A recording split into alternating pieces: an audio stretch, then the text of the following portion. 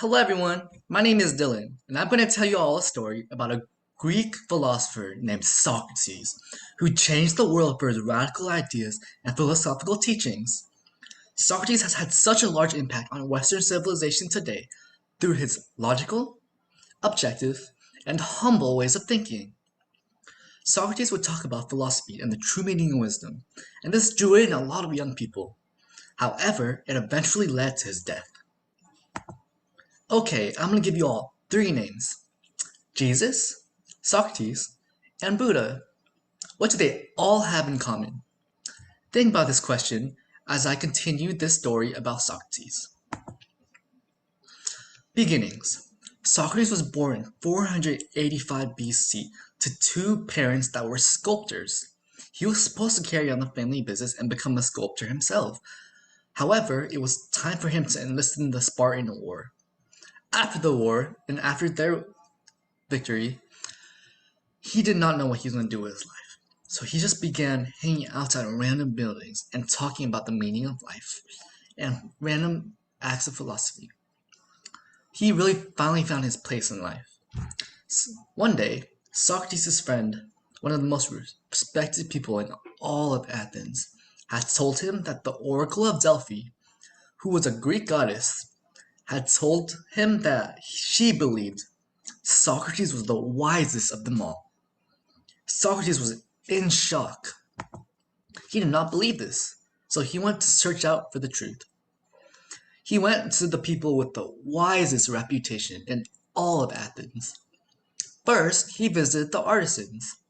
He found out that the artisans only knew about their crafts and knew no other skill other than what they did for their work. Thus, the artisans were not wise. Secondly, he visited the poets. He found out that the poets wrote things without true meaning to it. There was no substance behind what they wrote, which meant that the poets are not wise. Lastly, he visited the politicians, who were arrogant and believed that they were better than everyone else because they had a position of power, which meant that they were closed-minded and did not listen to other people's ideas. This meant that the politicians were not wise. Socrates just thought about it, and he found one common similarity between all three of them. He found out that they believed that they were wise. That's why they were not truly wise. Just because someone has a wise reputation does not mean they have true wisdom. Socrates agreed with the Oracle of Delphi, and he found out that he was the wise one because he knew he was not wise. The fact that he was humble and was open-minded to new ideas and did not know that he was truly wise meant that he was the wisest of them all because he was the only one that understood this. So Socrates went out to spread his findings to everyone, and he did this by walking up to random people around town and telling them that they were not wise. This enraged a lot of people. However, it caught the youth's attention as they would listen to all of his teachings every single day. They were so intrigued in what he was saying.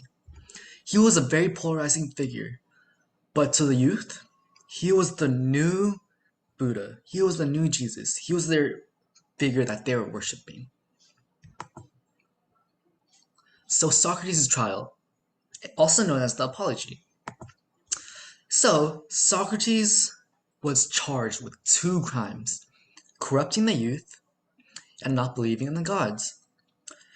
During Socrates' trial, he addressed both charges. First, he addressed not believing in the gods.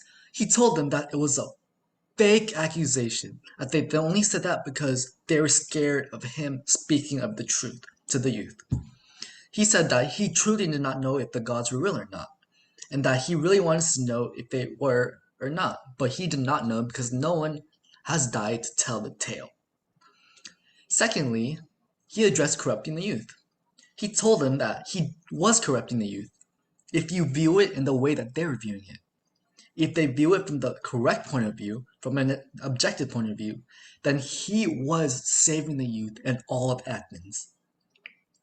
However, the jury did not buy any of this because they wanted to get rid of Socrates, because they believed that if they got rid of Socrates, then they would get rid of the problem. So they put him to death. Right before Socrates' death, he told them all that he was not afraid of dying because he wanted to know what would happen after death. This was how much Socrates believed in what he was talking about in his philosophy. So, in conclusion, Socrates talks about what true wisdom meant to the youth. That not knowing that they were wise meant that they were wise. However, this led to his death. No matter what, Socrates is one of the most influential figures in all of history, even to the likes of Jesus and Buddha, two religious figures. He has had the same impact on the world as them.